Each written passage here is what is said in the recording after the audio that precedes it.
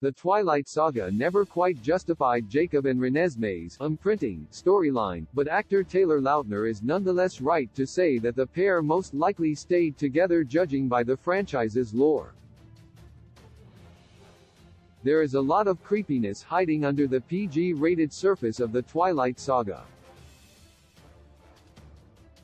While the series seems to be a chaste love story with occasional moments of paranormal action, the Twilight movies and their source novels do feature some underexplored, unsettling weirdness. For example, Edward Cullen's canonical Twilight backstory reveals that he spent time as a murderous vampire serial killer, feeding off victims who he deemed morally irredeemable. This dark element of the character is left largely unaddressed in the Twilight movie adaptations, but makes Edward a creepier character in retrospect.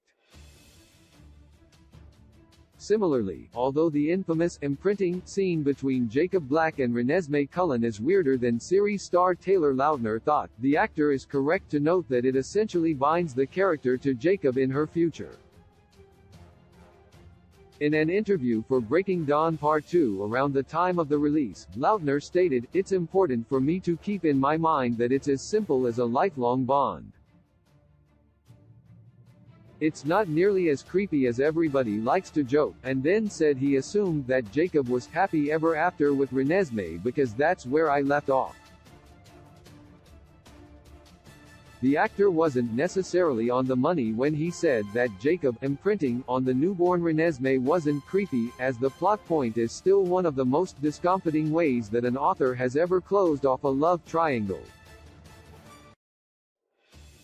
However, the Twilight saga's ending leaves viewers in little doubt about Renesmee's future and, for better or worse, Lautner is correct to note that she ends up with Jacob.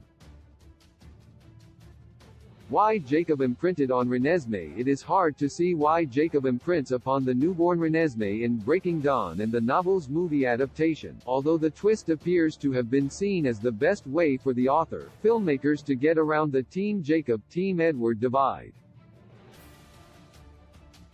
The Twilight saga attempted to justify Jacob's failure to woo Bella by saying that he was really always after her unborn kid, meaning viewers who preferred Lautner's Jacob to Robert Pattinson's vampire love interest weren't left feeling like the former character lost. Of course, the plot device remains undeniably weird, despite Lautner playing down the link as a lifetime bond, instead of anything romantic.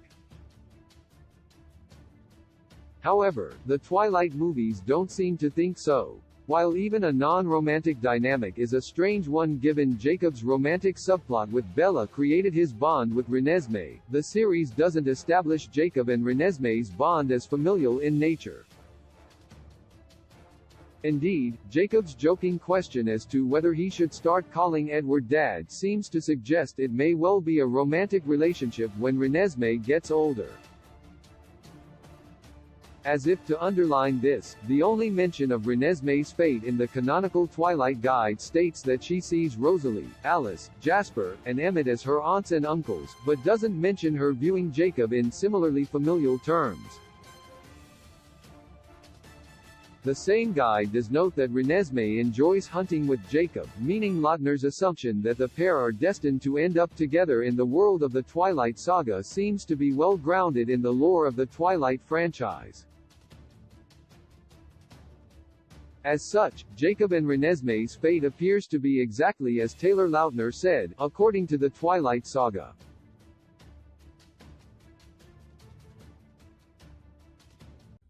With a gentle touch you tell me